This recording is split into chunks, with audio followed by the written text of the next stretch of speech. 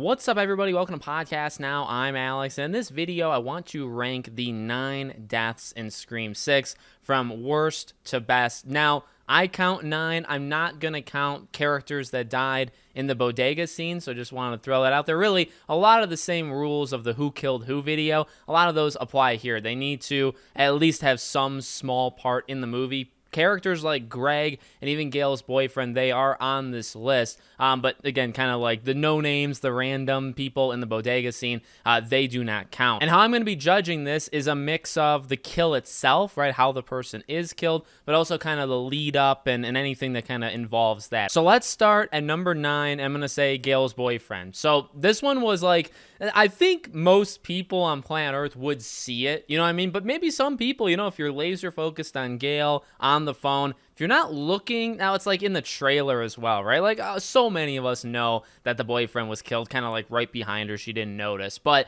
I guess it's possible you could even miss it. And that's part of the reason why it's so low. Also, I don't know the guy's name. I don't know if he's even given a name in this movie. If he is, I'm terribly sorry. But, you know, it's a kill that we get off screen. The biggest thing with it is thrown through like the bookcase, right? Which then we hear Radio Silence talk about how they did that purposely because they were leaning into the weight and height disparity that they had encountered back in Scream 5, right? That Amber killed Dewey. So they wanted to lean into that and make it so, and as we know, that's supposed to be Quinn. So Quinn takes out this pretty beefy guy and then throws him through a bookcase. So, you know, if you think that's too far, I agree. I think everybody would kind of agree. Radio Silence just kind of leaned into it. So ultimately, nothing really special. Obviously, it jumpstarts or it kickstarts Gail's attack and Gail's chase, which is spectacular, but the death itself, obviously not very high. Number 8, I'm going to put Greg. So this is Jason's roommate, the one that he finds in the fridge.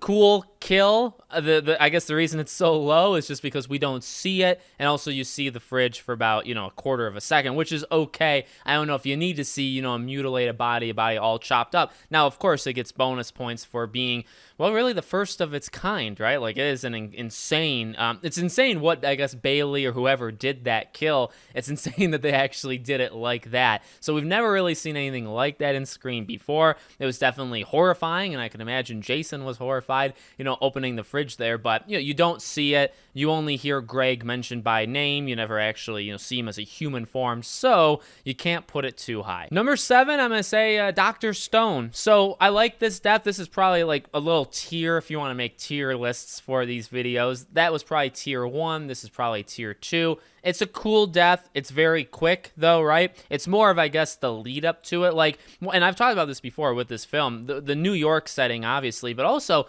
they do some really fun things with, like, sounds, like creaking. They do it, obviously, when you think that Quinn is going to, which, by the way, that's not going to be on this list. I know she kind of, like, fake dies. I didn't put that as a number here. But you hear, like, creaking and footsteps and just a lot of, like, really cool noises. So you hear that with Stone. You hear it as Ghostface kind of goes up to the door, and just that the noise, almost like the breathing thing that's going on, sounds really cool. And then just, you know, one kind of stab. So the death, you know, it harkens back, I think, really to Scream 5, kind of these one and done little things, but kind of creative of the way that it was stabbed. Obviously, Bailey, you know, mentioned it a little bit later, and also just the way that they kind of used the noises and the fact that we had seen that character in Stone. We saw him one other scene before. I will give it to him. Number 6, I have to give to Quinn. So while there are characters that are higher on this list because of their deaths, just remember, I actually view Quinn as a pretty good character in this film, higher as a character than I think other characters on this list are going to be. But we're just talking about the deaths. And, you know, you can think about the ending, and you can even put the entire ending into context, and I would still put it where I put it. The fact that it's just a one and done, right? A one-shot kill. Now, I'll give her bonus points for being psycho, kind of like leading up to it. I'll also give her bonus points because getting hit with a brick in the face and losing the teeth right on the ground, that's pretty neat. So, you know, maybe I'm trying to boost her up a little bit because in all reality, you know, Sam just shooting her through the head, cool, but not like the most creative, not even the most drawn out, right? It's a very quick thing. I imagine it was quick because there's so many of these killers, right? You got to dispatch them relatively quickly. You can't get into these kind of like wrestling matches, even like a Sydney with Billy and Stu. Well, Stu would get more into like a wrestling match with her, but Billy was kind of already disposed of at the time, right? so you have time to kind of wrestle around with one. When you're facing off against 3 at a time, now you had Tara and Sam, you have to make quick work of them, right? Because you got to get to the next one. So I think that's why you couldn't really do much with, besides Bailey's death, you couldn't do too much. But, I think Quinn deserved more than just a one-shot thing, but she was still a pretty great character. Number 5, I'm going with Jason. I'm going to go with Jason for, a couple of reasons. Number 1, I think, I don't know, underrated. I don't know if that's the right word. I think he's a very cool character in this film. The more I think about this film long-term and past the release, I think, I like the twist. We've talked about that before. I guess you got to give him credit for the phone call, not his phone call, but the phone call I guess he receives, right? Hot and cold. I thought that game was fantastic, a little bit sinister, but fantastic. Obviously, Roger carries it a bit, but, again, we're talking about almost the entire scene, right? So the lead up to Jason's death, I think, is really good. It messes with tension. You get some cleverness. You get some really cool lines from Roger. You get Greg's death in there. And then also, as Jason is being killed, you get a little bit more kind of, not motivation, but you get a little bit more into the psyche of like, well, what about the movie and all that? But also you hear Ghostface some really good lines. Do you feel like an animal, Jason, like a piece of meat? Like, there's some really great things. Then, who gives an F about the movies?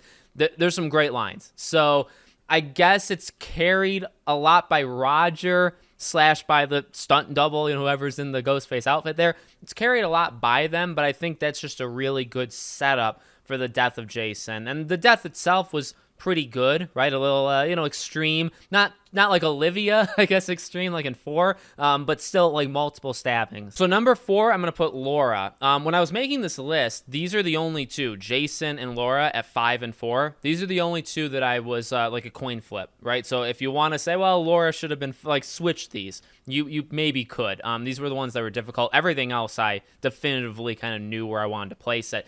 I'm going to give it to Laura mainly because of like the scream. Her death, her actual death, is actually very similar to Jason, so that's almost like a wash, right? Now, it is good. It's really good, but her selling it, I think Samara, extremely talented actress, right? And her scream literally is insanely good. So, and I picked up on that. I didn't go into the movie like expecting to focus on or like be impressed by screams of characters, but I'll tell you, she's not the only, we can say without spoiling it, her and then Annika.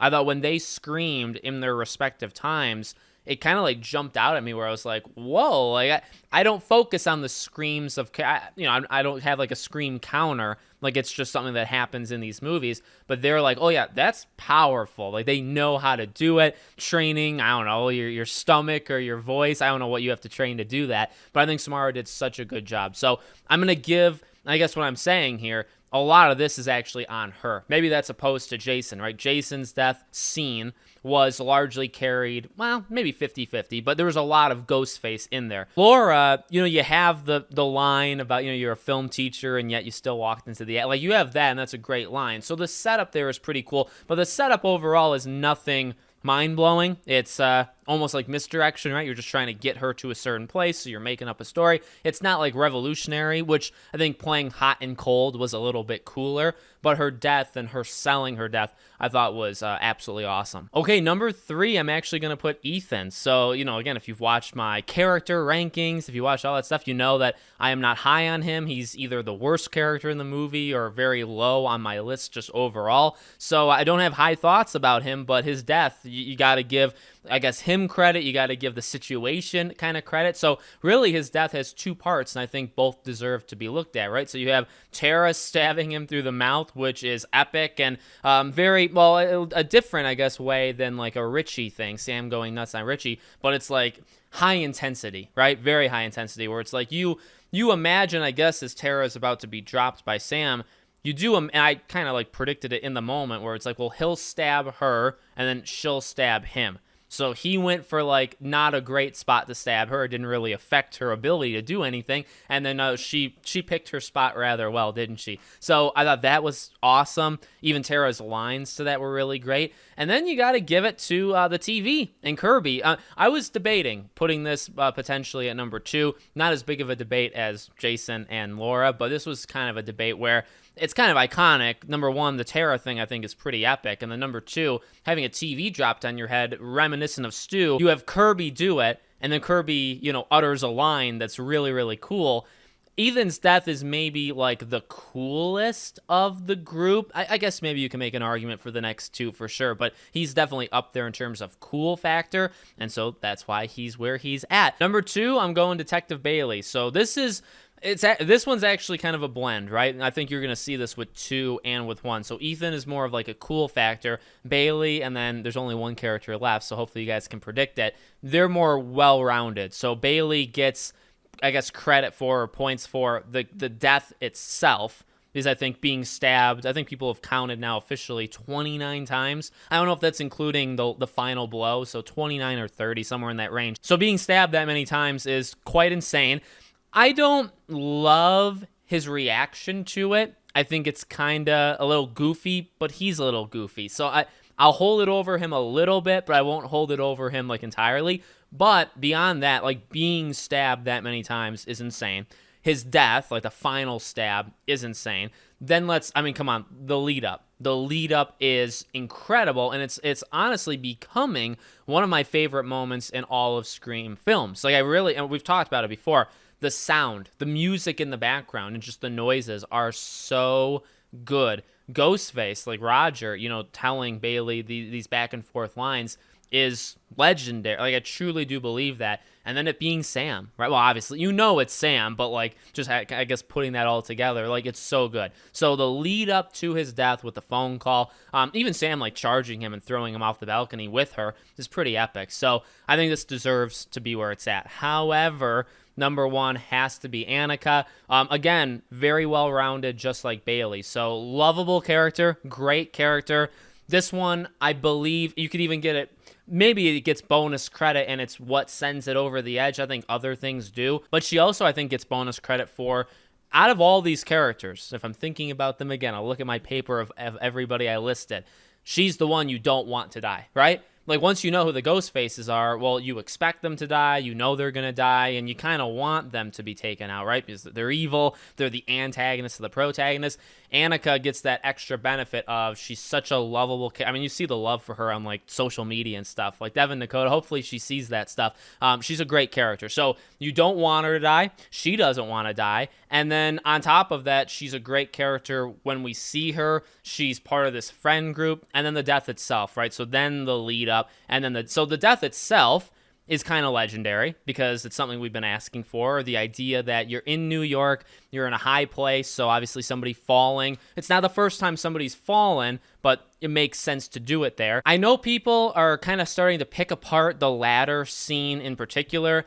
I'll say this, and I'm going to leave it. Maybe we can do another video on it, maybe over the weekend or something. I don't like the super critical. I demand consistency. So if you're going to be super critical on that scene, you need to be super critical on everything. Plus, you can't just do it on Scream 6. You have to do it for the past movies. So for me, I'm going to leave it there. We'll talk about it maybe in future videos. So I'm not going to like hold that against her in any way. Her line of "I don't want to die," which is on the ladder, is incredible. The lead up to it. So she defends Mindy is pretty cool.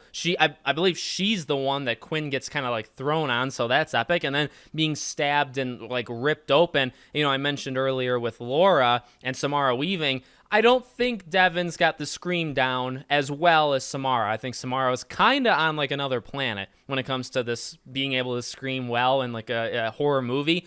But Devin is really close. Like she's maybe like one tier below. So the scream sold it. You just feel really bad, right? I mean, that's a huge thing she has to her advantage. But the death is so creative. I've talked about the scene really from when, let's say when they get the text message, right? When they all get the message and their smiles turn into like dread.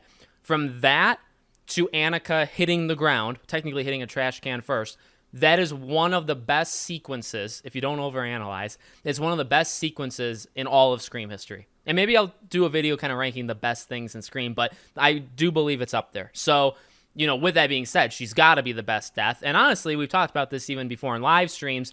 I will potentially be making a list of every death in one. So we'll rank every death.